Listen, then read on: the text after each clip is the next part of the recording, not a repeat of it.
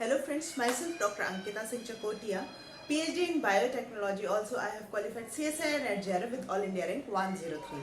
आज हम बात करने वाले हैं एंटीबॉडी के स्ट्रक्चर के बारे में। प्रीवियस लेक्चर में हमने ये तो पता कर ही लिया था, ये डिस्कस भी किया था कि जो एंटीबॉडी होती है, in fact not only antibody, maximum of immune receptors, they all belong to a common protein, that is immunoglobulin. This superfamily covers most of the immune receptor of our body. That includes B cell receptor. B cell receptor में आपके cell surface receptor होते हैं और आपके antibody molecules भी होते हैं, T cell receptor and immune receptor.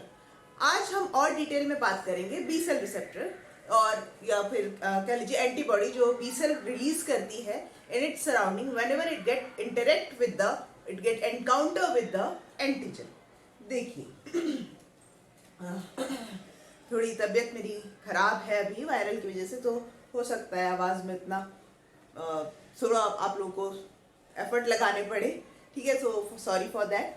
But हाँ, देखिए यहाँ मैंने एक स्ट्रक्चर बनाया है एंटीबॉडी का जो कि चार पॉलीपेप्टाइड चेन से मिलके बना है, जिसमें इसकी एक तो है हमारी लाइट चेन, ब्लैक वाला पोर्शन जो है, और ऑरेंज वाला जो है, this is called as heavy chain. Now the light chain, why it is called as light chain? Light chain इसलिए कहलाती है क्योंकि ये जो दूसरी वाली चेन है उससे स्वाभाविक है, इट्स नॉट अ बहुत बड़ा रॉकेट साइंस नहीं है, इसका मॉलिक्यूलर वेट कम होता है, अमाइनो एसिड इसमें as compare to that of the heavier chain कम होंगे, तो सब कुछ मतलब कि that's why it is called as light chain, ठीक है। बट ये दोनों ही बहुत इंपॉर्टेंट हैं एंटीबॉडी के स्ट्रक्चर के लिए। कैसे? देखिए आपस में ये the light chain and the heavier chain ये कोवेलेंट बॉन्ड से कनेक्टेड रहते हैं। कोवेलेंट बॉन्ड में भी आपका डाइसल्फाइड बॉन्ड, ठीक है, disulphide bond cysteine residue cysteine amino acid की वजह से फॉर्म होता है, ठीक है। साथ ही साथ इंटरचेन में तो ये डाइसल्फाइड बॉन्ड इन्वॉल्व रहता ही है। ये ग्लोबुलर स्ट्रक्चर जो बना है ना, डोमेन, ग्लोबुलर डोमेन, यहाँ भी ये disulphide amino acid disulphide bond काम कर रहा होता है। इसके अलावा some non covalent structure also involve in the formation of this structure, that involves आपके हाइड्रोफोबिक इंटरेक्शन होंगे and of course hydrogen interaction तो रहते ही हर जगह ही है, hydrophobic interaction and some hydrogen chain electrostatic interaction, ये सारे भी इन्वॉल्व रहेंगे, ठीक है। These are the main bond that involve in the formation of these structure.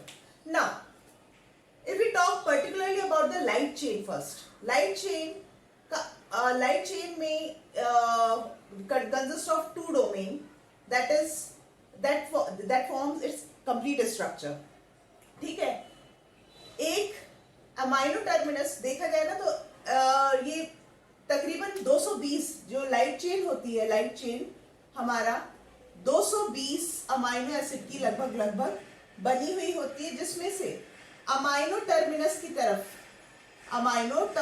तरफ 110 अमाइनो एसिड्स होते हैं एंड दिस कार्बोक्सी टर्मिनस की तरफ आपके रिमेनिंग 110 अमाइनो एसिड्स रहते हैं। तो एक तरह से बिल्कुल इक्वल हाफ में बटी हुई होती है। अमाइनो टर्मिनस वाला जो भाग है, अमाइनो टर्मिनस वाला जो पोर्शन है, that mainly involve in the binding with the antigen, ठीक है। व्हाइल द कार्बोक्सी टर्मिनस वाला जो पोर्शन होता है that remains constant, that is not that much variable, ये कांस्टेंट रहता है हर एक अमाइनो एसिड की और हर एक एंटीबॉडी की लाइट चेन में, ठीक है।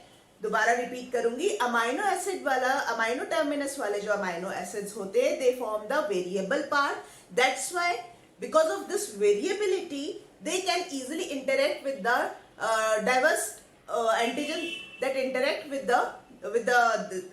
interact with these antibody, while the carboxy terminus is the constant in nature.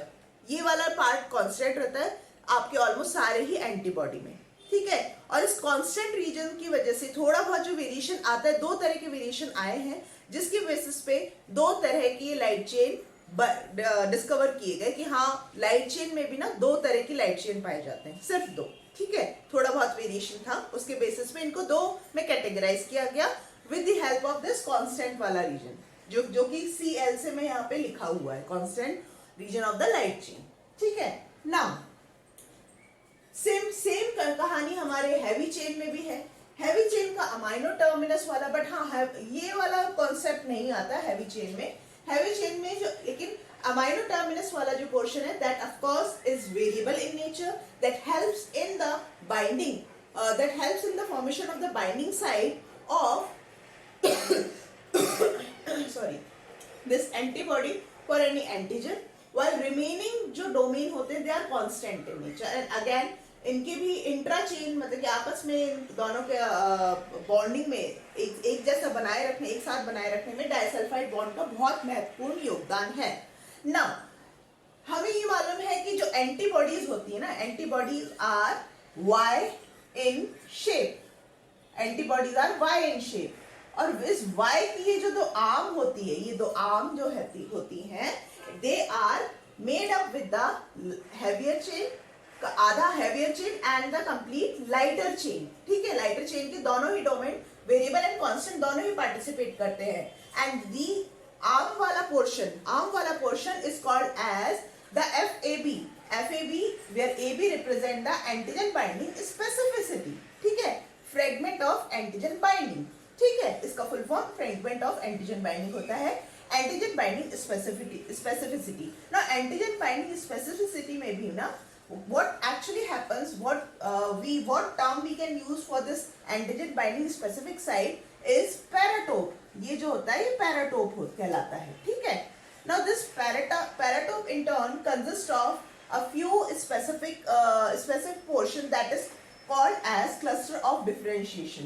तो ये cluster of differentiation भी ना एक specific sequence होता है अमाइनो एसिड का, जो कि mainly कैटेगराइज किया गया है तीन पार्ट में, CD1, CD2 and CD3।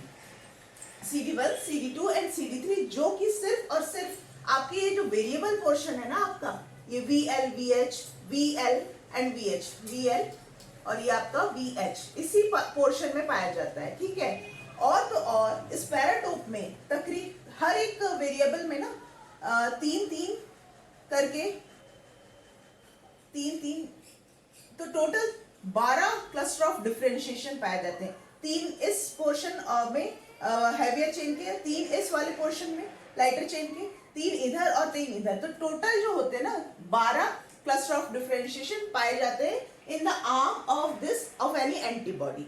Now if we move further toward this portion, this part is called as hinge region.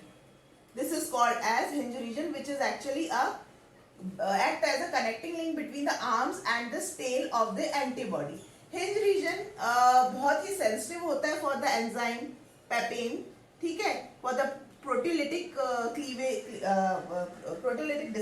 destruction of with the help of papain enzyme, जो कि आपके रॉ पपाया में पाया जाता है, ठीक है। एक्चुअली इसकी डिस्कवरी कुछ इस तरह, जब इसका स्ट्रक्चर पढ़ रहे थे तो पाया गया कि भैया ये बड़े जो पेपेन बहुत इजीली यहाँ से इसको तोड़ देता है, तो इसलिए ये आपको हर जगह लिटरेचर में मिलेगा।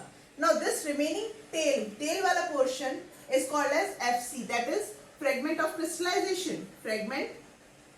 क्रिस्टलाइजेशन। ये पार्ट भी बहुत महत्वपूर्ण है in the structure, because this part get crystallized very easily of any antibody. Another important feature related to this FC region is it actually binds with the receptor.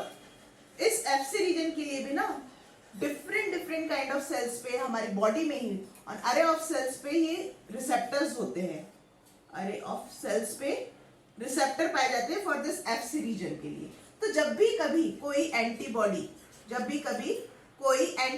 किसी भी एक एंटीजन से bind होती है, ठीक है, जब भी कोई एंटीबॉडी किसी एंटीजन से इंटरेक्ट करती है, बाइंड करती है, तो इस एंटीबॉडी के लिए भी ना हमारे अंदर हमारे सिस्टम में सेल्स के ऊपर रिसेप्टर होते हैं, ठीक है। ऐसे रिसेप्टर होते हैं तो क्या करते हैं, सपोज मान लीजिए कोई ये प्रोटीलिटिक सेल है, तो ये सेल इस Fc रीजन को रिकॉग्नाइज कर लेगी easily with the help of the receptor and further because इसके पास क्योंकि मान लीजिए अगर ये प्रोटीलिटिक सेल इस एंटीजन को डायरेक्टली रिकॉग्नाइज नहीं कर पा रही है, बट इसका फंक्शन ये है कि एंटीबॉडी के थ्रू ही इस एंटीजन को रिकॉग्नाइज करे और इसका क्लीवेज या बाइंडिंग खात्मा करे, तो वो एक ये FC region of this antibody act as a mediator, act as a bridge between this antigen and this proteolytic cell. तो एक तरह से ये भी एक इंपॉर्टेंट काम है हमारा FC region of every antibody का। ठीक है,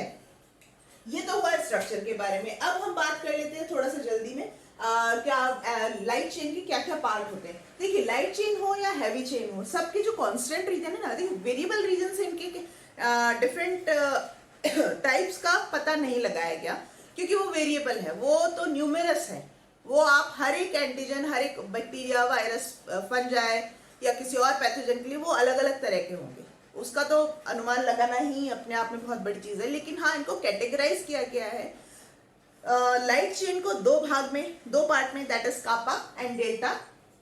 ये लाइट चेन को डिवाइड किया गया इन कापा एंड डेल्टा में on the basis of a little difference in the amino acid sequence. Further, lambda को yes it is lambda. Further जो आपका lambda वाला जो हाँ exactly lambda वाला जो हमारा कैटेगरी है लाइट चेन की, उसको फर्दर कैटेगराइज किया because there is a subtle difference have been found. So on that basis it is further categorized into lambda 1, lambda 2, lambda 3 and lambda 4. ठीक है, अब अगर हम बात करें कि कितना इनका प्रोपोर्शन होता है हमारी बॉडी में, तो it has been found that the कापा वाला जो लाइट चेन है ना, it is present with 60%, इसका ज्यादा रहता है और ये तकरीबन 40% ऑफ एंटीबॉडीज में पाया जाता है। ठीक है, तो एक ही टाइप की रहेगी, दोनों ऐसा नहीं होगा दोनों एक साथ होंगी, इधर दिस वन इज प्रेजेंट और that one is present, but इसका ज्यादा है। माइस के केस में कापा वाला बहुत ही ज्यादा है और केवल माइस के केस में 5% लैम्डा वाला केवल 5% ऑफ माइस के एंटीबॉडी में देखा गया। ठीक है, constant region of heavier chain के बेसिस पे, इन्हें 5 कैटेगरी में बांटा गया है और each category is called as isotype. ठीक है, isotype which are like mu, gamma, delta, epsilon, alpha.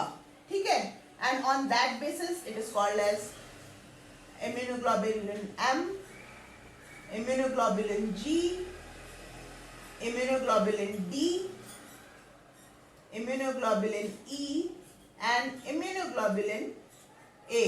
उसके बेसिस पे इनकी फर्दर एंटीबॉडी के कैटेगराइजेशन हो गया on the basis of the isotype in case of heavy chain. ठीक है, so this is all about the structure of the antibody and the types of heavy light chain and heavy chain and the cluster of differentiation and the antigen binding site that is called as paratope. उन सब के बारे में हमने discuss किया। अब आगे हम बात करेंगे टी सेल रिसेप्टर के बारे में। ठीक है, अभी मैं इन सारे टाइप्स के बीच में अगर आपको और इंटरेक्शन या क्या कंपैरिजन होता है वो अगर आप लोग और जानना है तो please let me know in the chat box. I definitely try to make a lecture on that too. ठीक है, चलिए मिलते हैं आगे के लेक्चर के साथ। Till then stay safe and stay blessed. Bye bye.